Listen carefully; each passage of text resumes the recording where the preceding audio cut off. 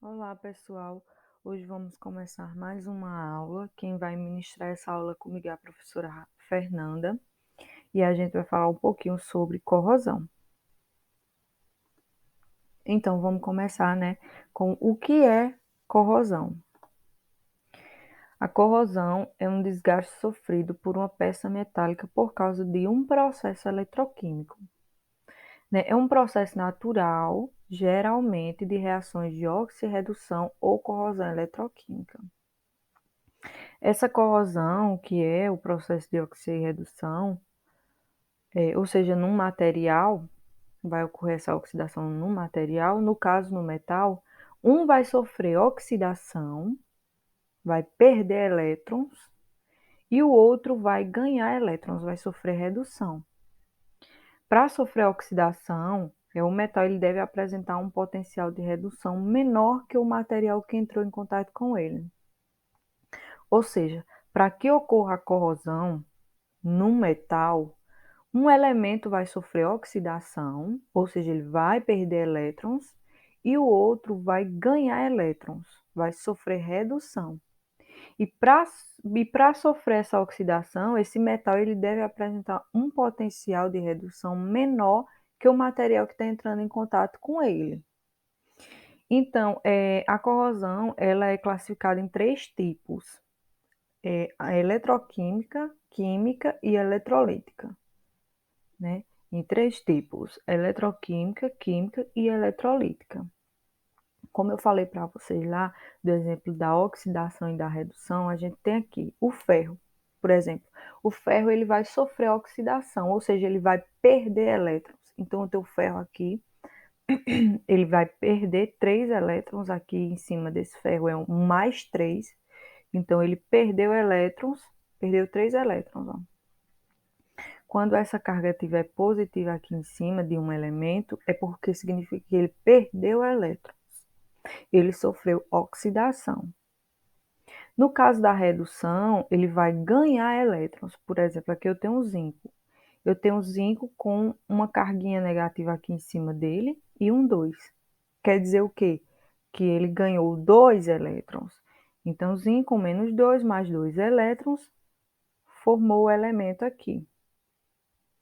Aconteceu uma redução. No ferro, ocorreu uma oxidação. Por quê? Porque ele perdeu elétrons. E aqui no caso do zinco, ocorreu uma redução porque ele ganhou elétrons. Olá, pessoal. Agora vamos ver, um pouco sobre os tipos de corrosão. Basicamente, a gente tem três tipos, certo? A gente tem a corrosão eletroquímica, a corrosão química e a corrosão eletrolítica. Agora a gente vai detalhar, uma por uma e vamos iniciar a partir da corrosão eletroquímica, certo? Bom, a gente pode se dizer que a corrosão eletroquímica ela é a mais comum, certo? Entre todos os tipos de corrosão. Ela vai ocorrer, entre metais, com a presença de água, certo? E ela pode se dar através de duas formas principais. A primeira é quando o metal ele vai estar em contato com o eletrólito, O que seria esse eletrólito? Seria uma solução, que vai conduzir íons que vai envolver tanto a área que tem o cátodo quanto o ânodo, formando uma pilha de corrosão.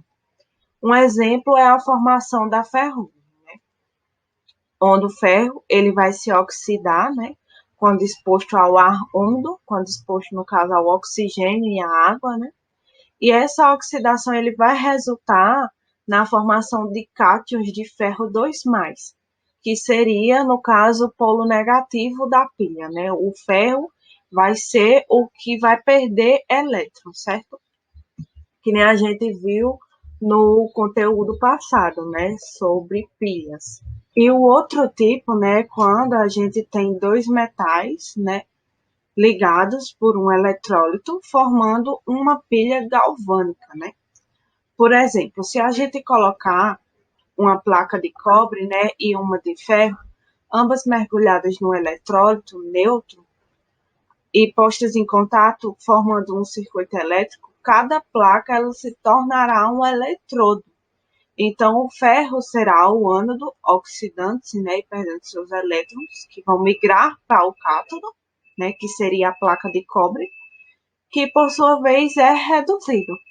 E o ânodo ele vai sofrer o desgaste, né, formando a ferrugem no fundo do recipiente. Bom, e agora, né, o outro tipo seria a corrosão química, certo? A gente pode definir corrosão química quando a gente tem o ataque de algum agente químico, certo? Diretamente sobre determinado material, que pode ou não ser um metal, certo? E diferente da corrosão eletroquímica, a gente não vai precisar da presença de água para esse tipo de corrosão acontecer e nem vai ter transferências de elétrons, certo?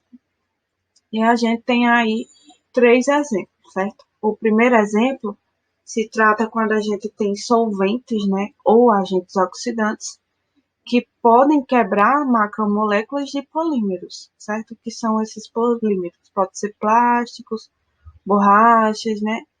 Que esses solventes ele vai degradar justamente esses polímeros, certo? Outro exemplo é quando a gente tem um ácido sulfúrico, né, corroendo o zinco metálico, né? É mais um exemplo aí de corrosão química. E outro exemplo de corrosão química, né, quando a gente tem um concreto armado, né, esse concreto de construções, e eles sofrem corrosão, né, por passar do tempo, certo? Sofre essa corrosão através de agentes poluentes, certo? Em sua constituição, né, na constituição desses concretos, existe a presença de silicatos, de aluminatos, de cálcio e dióxido de ferro, certo? E eles vão ser, né, decompostos por ácidos. Um exemplo é essa imagem que a gente tem aí, certo? É um exemplo de corrosão química, né, com relação à questão do concreto.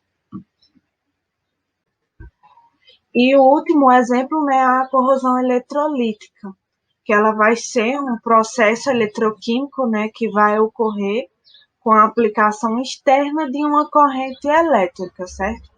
Esse processo ele vai ser não espontâneo, certo? Do contrário dos outros tipos, né, de corrosão, como a corrosão química e a corrosão eletroquímica. E quando não há o isolamento, né, o aterramento, ou estes estão em alguma deficiência, né, vai formar correntes de fuga. E quando elas escapam para o solo, né, vai formar pequenos furos, como esse que tá demonstrado nessa imagem, né? Isso geralmente acontece em tubulações de água e de petróleo, em canos telefônicos e em postos de gasolina. Então, vamos falar um pouquinho agora sobre a formação da ferrugem. A formação da ferrugem, a corrosão eletroquímica do aço, da liga metálica, predominante constituída do ferro, resulta na ferrugem. Trata-se de um sólido castanho avermelhado conhecido por óxido de ferro 3. No caso do ferro, em um primeiro momento, a oxidação resulta no CaF-ferro 2+, né? Ou seja, o ferro, como eu mostrei nos slides anteriores, o ferro ele vai sofrer o quê? Oxidação. Ele vai o quê? Perder elétrons. Então, a ferrugem, ela resulta da oxidação do ferro devido ao contato com o oxigênio presente na água e no ar.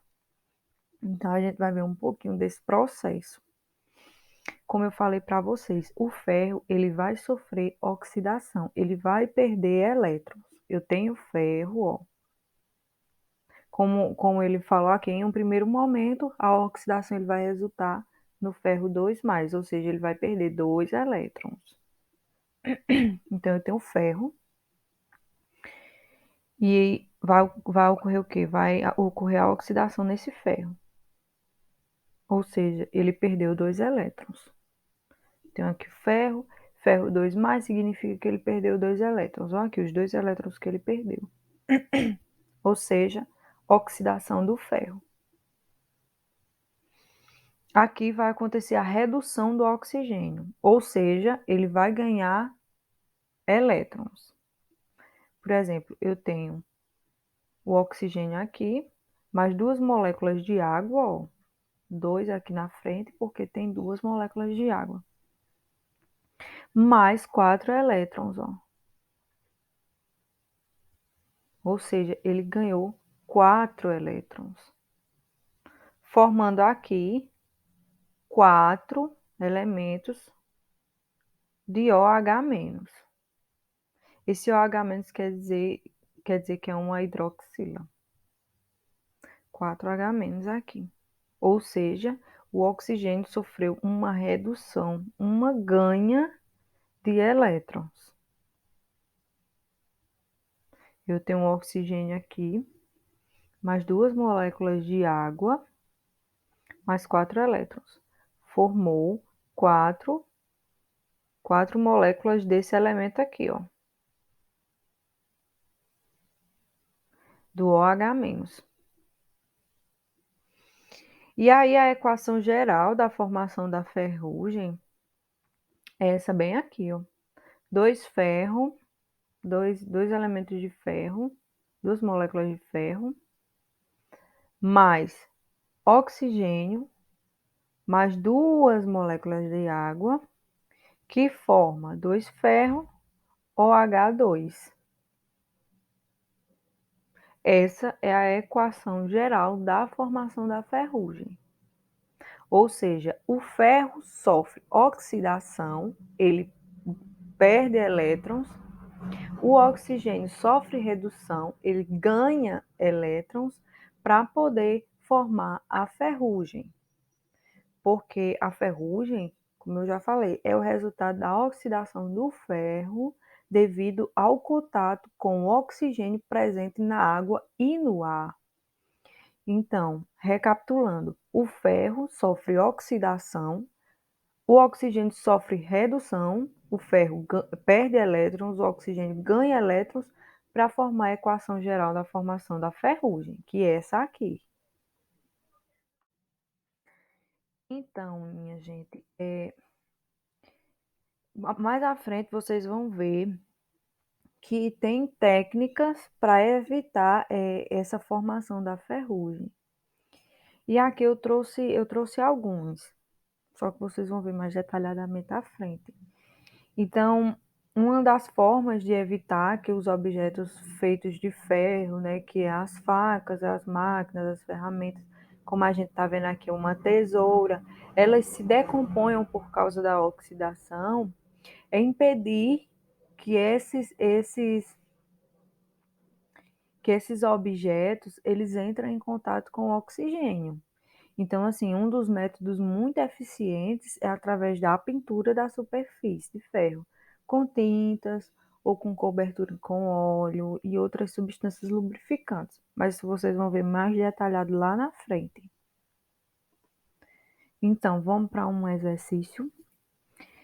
O nosso primeiro exercício, ele pede para a gente completar essa frasezinha que diz assim: a corrosão é a deteriorização de um material por interações, espaço ou espaço num determinado ambiente.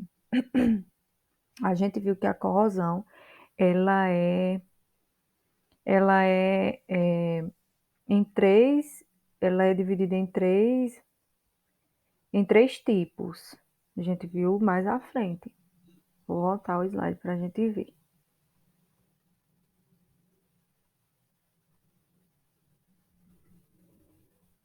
Então, aqui a gente viu que a corrosão ela é classificada em três tipos: a eletroquímica, a química e a eletrolítica. Nas opções que a gente tem aqui, ele deu químicas e eletroquímicas, químicas ou físicas. Ele não falou nada de físicas aqui. Físicas ou eletroquímicas, né? Continua tendo aí físicas, e ele não citou o nome física. Eletroquímica, só a eletroquímica, e química, só a química. Então a gente viu que a única alternativa aí que tem, pelo menos as duas, as duas opções aí corretas, que no caso é dividido em três, mas aqui na questão ele só pediu duas. Então a gente pode ver que a alternativa que pediu, que tem as únicas duas alternativas corretas, é a química e a eletroquímica. Deixa eu voltar de novo lá. Ó, eletroquímica, química e eletrolítica. No caso, na questão só está faltando a eletrolítica. Mas eletrolítica, eletroquímica e química tem.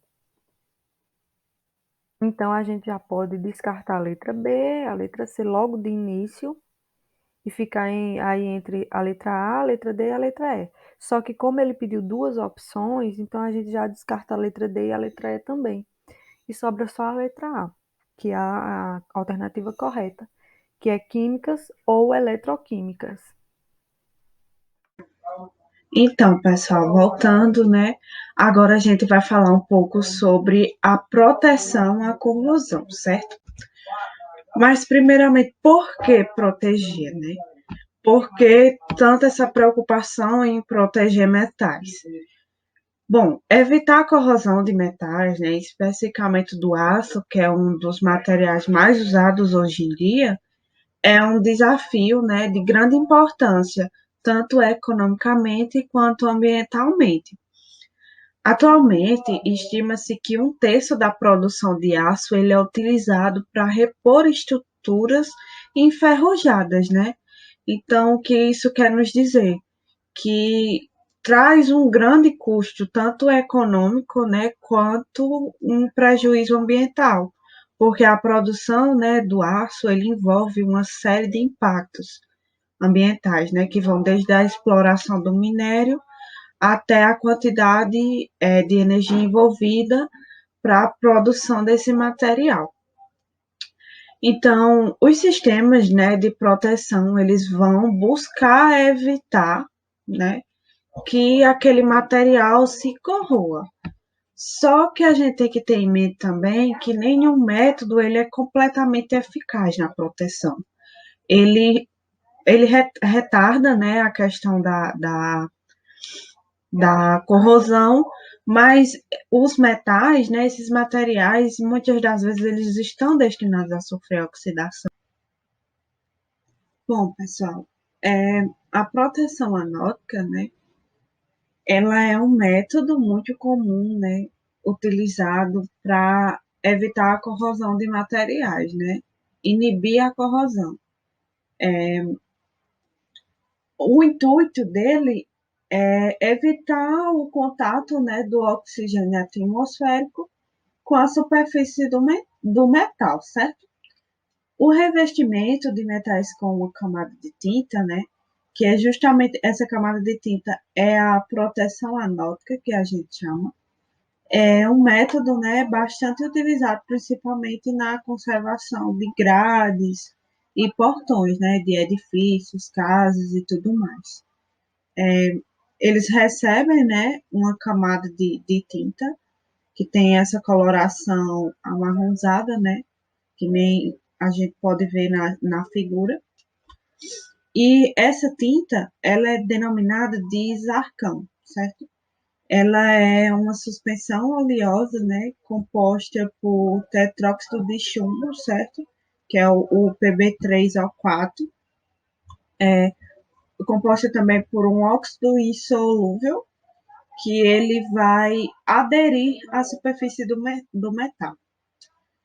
Como toda tinta tem um desgaste físico, né, ou químico pela ação da chuva, ou da temperatura, né, toda vez que ele for exposto ao ar, né, ele vai ficar vulnerável, né, à oxidação. Então, é interessante que exista a manutenção constante, né, dessa aplicação dessa tinta, certo? E outro método, né, que também pode se utilizar é a formação, né, de uma camada protetora de óxido de cromo 3 e óxido de ferro 3 sobre a superfície metálica. Essa camada ela é produzida, né, por essa reação que a gente pode ver, certo? Esses óxidos, né, dessa equação, eles são impermeáveis ao oxigênio e à água, né? O que vai causar, vai evitar, no caso, a corrosão, certo? Agora vamos falar um pouco sobre o aço inox, certo? Eu acho que vocês têm algum utensílio em casa, né, que é composto por aço inox. E vocês devem se perguntar, o aço inox, ele enferruja ou não, né? Então, de certa forma, o aço inox, ele se enferruja sim, porque os metais, como eu já tinha dito, né, eles estão destinados a sofrer esse tipo de oxidação, né? Eles estão destinados a enferrujar. Porém, né, esse aço inox ele tem uma constituição química diferente que faz com que ele se torne mais resistente à questão da corrosão, né, à questão do ferrugem. A estrutura, né, do aço inox ele é constituído por uma combinação entre átomos de cromo e ferro, certo? Essa mistura, ela vai fazer com que o material ele resista mais, né? A intensidade e a ação de agentes corrosivos. Porém, não vai impedir totalmente que esse material sofra algum tipo de desgaste com o tempo, né? Em alguns casos, o material ele pode apresentar falhas microscópicas, né, em sua composição, podendo, né, ocasionar pequenas corrosões intercristalinas, né, entre a molécula deles, né. Por isso é fácil constatar a diferença entre os tipos de aço, certo? E um exemplo é a pia aqui, que é de aço inox, né? Porém, a gente pode ver através da imagem que ela tem um certo ferrugem, né? Porque possivelmente essa pia ela já era muito velha, né? Já era usada, muito usada, e com o passar do tempo, né? Como tem a água, né, em constante contato com o aço inox, ocasionou essa corrosão, né? Agora, outra técnica, né, que é a galvanização, ela recebe esse nome devido a ser uma homenagem, né, ao cientista Luigi Galvani, certo? Onde a gente utiliza, né, a gente aplica um revestimento metálico a uma peça, né, colocando-a como cátodo, polo negativo, em um circuito de eletrólise, né. Basicamente consiste em colocar um material, né, que vai servir como metal de sacrifício, né? Em vez do material que a gente quer proteger ele ser corroído, quem vai sofrer a corrosão vai ser justamente esse metal de sacrifício. Os metais, né, mais usados são o magnésio e o zinco, né, porque eles têm um grande potencial de oxidação, né, maior no caso do que o do ferro. Então, em vez do ferro se oxidar, quem se oxidaria seria o magnésio ou o zinco. Quando a gente utiliza o zinco, né, como metal de sacrifício, a gente chama o processo de galvanoplastia, certo? Essa galvanoplastia, ela é utilizada, né, na proteção de materiais, de joias, né, que inclusive a gente vai ver daqui a pouco um vídeo sobre isso, é muito interessante. A galvanoplastia ela é utilizada para proteger aquelas joias, né, que são compostas por metais, né, proteger elas da corrosão. No caso, né, o metal de sacrifício ele vai perder elétrons para o ferro, né, para manter o ferro protegido, mesmo se a superfície ela for arranhada, né, e o ferro ficar exposto ao ar. Na galvanoplastia, a gente consegue, além da proteção, o melhoramento da peça, porque ela fica com a aparência mais semelhante a de metais mais cobiçados, como o ouro e a prata. É por isso que esse procedimento, né, ele é utilizado justamente nas joias. Bom, pessoal, agora iremos ver, né, como ocorre o processo de galvanoplastia na empresa de Eurogalvano do Brasil, certo? Eu acelerei um pouco o vídeo para não cobrar muito tempo, né, da nossa aula, e também porque esse vídeo é mais a nível de curiosidade mesmo, para vocês verem como é o procedimento, certo?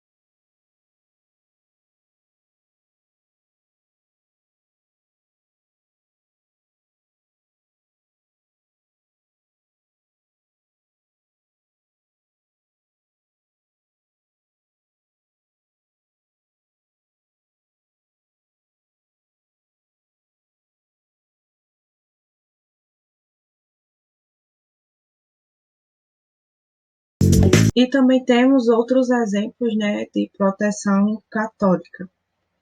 Em grandes estruturas de aço, como navios e tubulações, são utilizados metais de sacrifício, como zinco ou magnésio.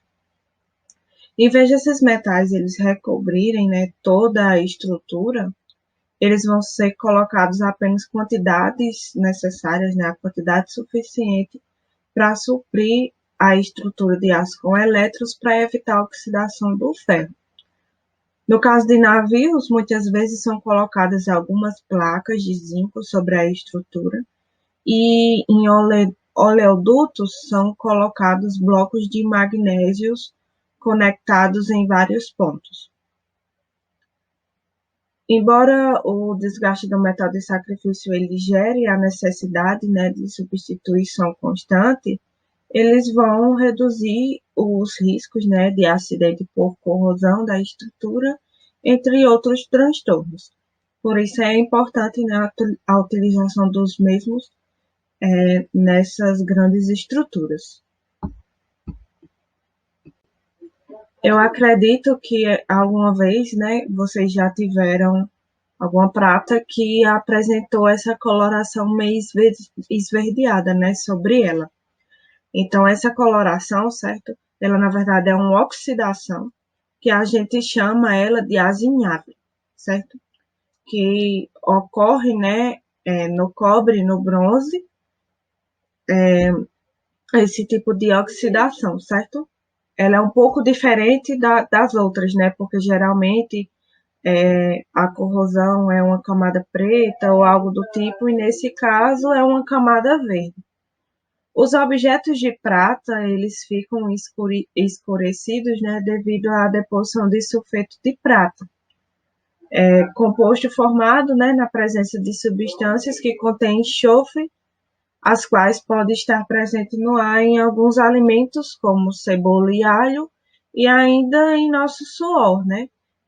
Alguns anéis, eles são de prata, e quando a gente soa muito, esse anel ele começa a ficar escurecido. Então, esse é o motivo pelo qual ele fica escurecido. E para a gente limpar, né, alguns objetos tipo de cobre ou de prata, a gente utiliza uma panela com solução de bicarbonato de sódio e papel alumínio, né? Então, esses metais, o cobre, o bronze, a prata, eles são poucos reativos, mas eles se oxidam. A oxidação deles é um pouco diferente das outras, mas o processo de oxidação ainda se faz presente. Agora iremos ver um experimento sobre corrosão de metais. Esse experimento ele foi publicado no canal do YouTube da Secretaria de Educação de São Paulo. E agora vamos ver na prática, né, como acontece a corrosão de uma forma mais acelerada. Olá, eu sou o Edson, professor de Química da Escola Ryoichi Yasuda, e estamos aqui para mais uma experimentação em Química com material que você pode obter facilmente no comércio. Temos aqui o sal de cozinha, que todo mundo tem em casa, uma latinha de alumínio e aqui uma substância que é o sulfato de cobre. Essa experiência é para você evidenciar a corrosão de metais de uma maneira mais acelerada. Nessa solução de sulfato de cobre, aqui está contido, não na forma metálica, mas na forma iônica, o elemento cobre. E aqui nós temos o elemento, no caso, o metal alumínio. Existe uma diferença de reatividade entre cobre e o alumínio. Colocando a solução de sulfato de cobre em contato com o alumínio, embora você não possa visualmente notar nada, aqui já está acontecendo uma reação química. Só que essa reação química é uma reação bem lenta, que a gente vai... Aí está a intenção de se usar o sal de cozinha. A gente vai dar uma acelerada nessa reação química aqui, adicionando o sal de cozinha. Vamos ver o que vai acontecer. Imediatamente você já pode notar uma mudança de cor. E aqui, à medida que eu vou só medir a temperatura inicial, para você verificar também que é uma reação que também libera bastante calor, é temperatura inicial de 20 graus Celsius. Aqui a gente já verifica um aumento de temperatura de 10 graus. O que aconteceu aqui foi uma reação química, onde o alumínio, da lata de alumínio, ele substituiu o cobre na solução. No caso, o alumínio da lata, no caso da concavidade da lata, ela foi liberada na solução aqui.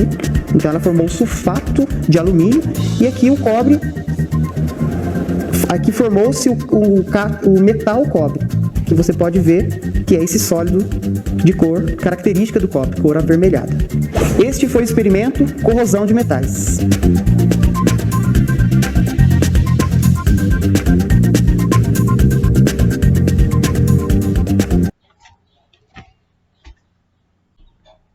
Bom, pessoal, agora vamos resolver alguns exercícios, né? Essa questão diz pra gente que a ferrugem, ela é apresentada, né, pelos automóveis na nossa cidade e é um processo denominado como corrosão. Na presença de ar seco, ou seja, na ausência, né, de umidade, o automóvel praticamente ele não enferruja. Em uma cidade praiana, como é o caso do Rio de Janeiro, torna-se necessária a adoção de medidas que minimizem a corrosão. Uma delas é a galvanização, que significa revestir o carro presente no automóvel com um metal redutor mais forte que ele. Então, a questão pede que a gente assinale, né, a opção que vai apresentar justamente esse metal redutor. Então, primeiramente, o que a gente tem que fazer? A gente tem que saber, né, o valor do potencial de redução do ferro, certo? Eu vou dizer logo para vocês, né, o potencial de redução do ferro, ele é menos 0,44 volts, certo? Então, o que a gente tem que fazer? Tem que achar um desses metais aí que é dado na questão, né? Que tenha o potencial de redução menor do que o do ferro, né? Então, a gente pode chegar à conclusão que o zinco, né, ele tem o valor de potencial de redução menos 0,76, então automaticamente ele vai se oxidar no lugar do ferro, né? Ele vai agir, no caso, como metal de sacrifício, certo? Então a opção correta seria a letra E. E no slide, né, eu vou voltar aqui para vocês verem, eu falei sobre quando a gente utiliza o zinco, né, como metal de sacrifício, que é o processo denominado como galvanoplastia, certo? Bom, vamos resolver agora mais uma questão. Essa questão é sobre a formação da ferrugem. Tem um enunciado bem grande essa questão, mas não é nada que a gente tenha não é nada que a gente não tenha visto em aula. Então, ela é de vestibular da UFF 2010 e diz assim: na presença de ar úmido ou de água que contém oxigênio dissolvido, o ferro é transformado num produto denominado ferrugem, que não tem fórmula conhecida, mas que pode ser representada por, ele dá aqui a formulazinha, e diz que a reação que se processa ele dá aqui a reação, como vocês podem ver. E ele diz assim: a ferrugem formada não adere à superfície do ferro, mas separa-se na forma de flocos, deixando o metal exposto, que permite a continuação da reação. À medida que o ferro vai se transformando em ferrugem, ele vai sofrendo corrosão. No caso dos outros metais, quando expostos ao ar úmido, também ocorre reação semelhante. Mas os óxidos formados aderem à superfície do metal e produzem uma película que protege o material. Então, isso aqui é mais informativo, é mais algo informativo. E ele pergunta assim: considerando essa reação do ferro, podemos afirmar que, para a formação da ferrugem, que envolve o ferro, o oxigênio e a água, o que pode se afirmar aqui? Letra A. O produto da reação é o óxido ferroso hidratado. O oxigênio sofre um processo de redução. O ferro sofre um processo de redução. A água é um processo de oxidação. O óxido hidratado formado é classificado como óxido neutro. Então, a gente falou na nossa aula que alguém sofre redução e alguém sofre oxidação. Alguém perde e alguém ganha elétrons. Então, a gente vai voltar lá no slide, aqui, da ferrugem. A gente tem o ferro e a gente pode ver que o ferro ele sofre o quê? Ele sofre oxidação. Então, a letra C, ela já está errada. Então, a gente já pode descartar a letra C aí. O ferro sofre um processo de redução. Está dizendo aqui que ele sofre um processo de redução. E ele não sofre um processo de redução. Ele sofre um processo de oxidação. Ó. Aí aqui ele mostra também que o oxigênio ele sofre um processo de redução. A gente viu que o oxigênio ele ganha elétrons, ele sofre esse processo de redução. Volta lá na questão. E na letra B está dizendo isso. O oxigênio sofre um processo de redução. Então aí a gente já pode ver que a questão correta é a letra B. Né? O produto da reação é o óxido ferroso hidratado, a gente não viu isso. A letra D, água, é um processo de oxidação, a gente não viu isso, porque tanto o oxigênio quanto a água, eles sofrem um processo de redução, ou seja, de ganho de elétrons.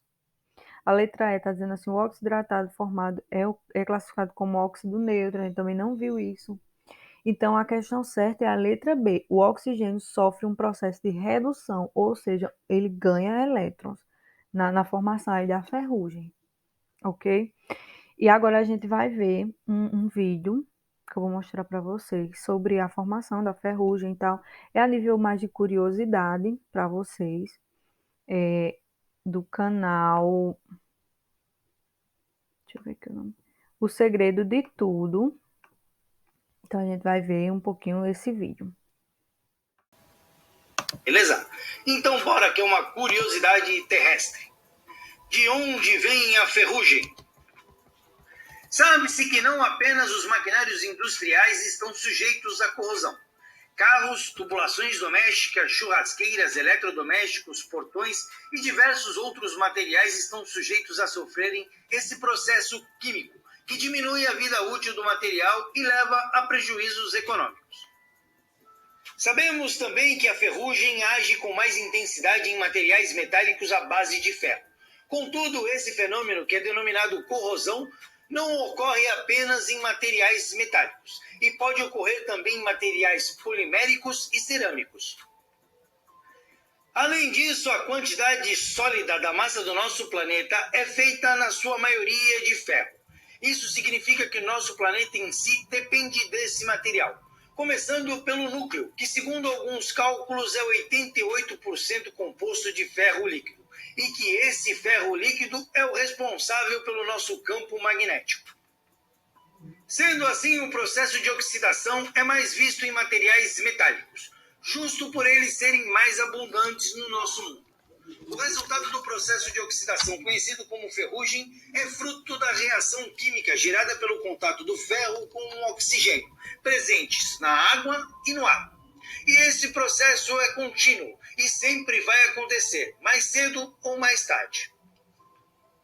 Outra curiosidade é que a ferrugem é associada ao tétano, uma doença infecciosa grave. Contudo, ele não é responsável por ela. O óxido de ferro é apenas um habitat propício para a bactéria Clostridium tetani se alocar. Quando os esporos dessa bactéria entram no organismo humano por meio de cortes ou ingestão, acabam soltando uma toxina que pode ser letal. Mas como ocorre esse processo? E será que ele pode ser evitado? Esse processo ocorre quando acontece a combinação química de ferro, oxigênio e quando ele entra em contato com a umidade do ar, ou seja, a água. Os elétrons são transferidos na reação. Por isso, quando chove em cima de algum material ferroso, a oxidação acontece mais rápido do que o normal, pois a mistura de ferro, oxigênio e água resulta no óxido de ferro, nome popular da ferrugem. O processo é acelerado nas regiões litorâneas, devido ao sal da maresia, que facilita a migração dos elétrons de um elemento para o outro. No entanto, isso só ocorre porque para extrair o ferro da hematita, que é seu estado mineral natural, a indústria metalúrgica emprega muita energia. E quando o material é exposto ao ambiente já na forma industrial, tende a perder essa energia. Por isso, cede facilmente aos elétrons da última camada dos seus átomos, ou seja, está pronto para enferrujar. Contudo, existe uma forma de preservar esse metal. O jeito mais simples de bloquear a reação é proteger o metal do contato com o ar e com a água, por meio do uso de tintas ou óleos. Uma outra opção é cobrir o ferro com uma camada de outro metal, chamado metal de sacrifício, como o zinco, por exemplo, que tem uma maior predisposição a perder os seus elétrons. Esse processo é conhecido como galvanização. Sendo assim, sabemos que o material mais suscetível à corrosão é o ferro, e que existe uma forma simples, que é o cuidado, ou uma forma mais difícil de proteção, que é a galvanização. No entanto, se você tem algo enferrujado, vale a dica. Basta deixar esse item por cerca de 24 horas submerso em vinagre de uva, que essa ferrugem sai facilzinho. E você, o que acha disso? Você já sabia que a ferrugem era assim? Você já teve ou tem algo enferrujado? Você sabia que todo material enferrujado se torna mais pesado do que era antes de ter a ferrugem? Bom, deixe a sua opinião aqui nos comentários que nós queremos saber. Espero que vocês tenham gostado, espero vocês nos próximos vídeos. Um grande abraço, eu fui! Bom, pessoal, obrigada, por assistir esse vídeo. Espero que vocês tenham gostado. Sigam a gente, nas nossas redes sociais. Temos aí o nosso perfil do Instagram, o @rp.quimica.6, onde a gente posta, diariamente assuntos relacionados à química, né, e conteúdos vistos em sala de aula. Então é isso e até a próxima.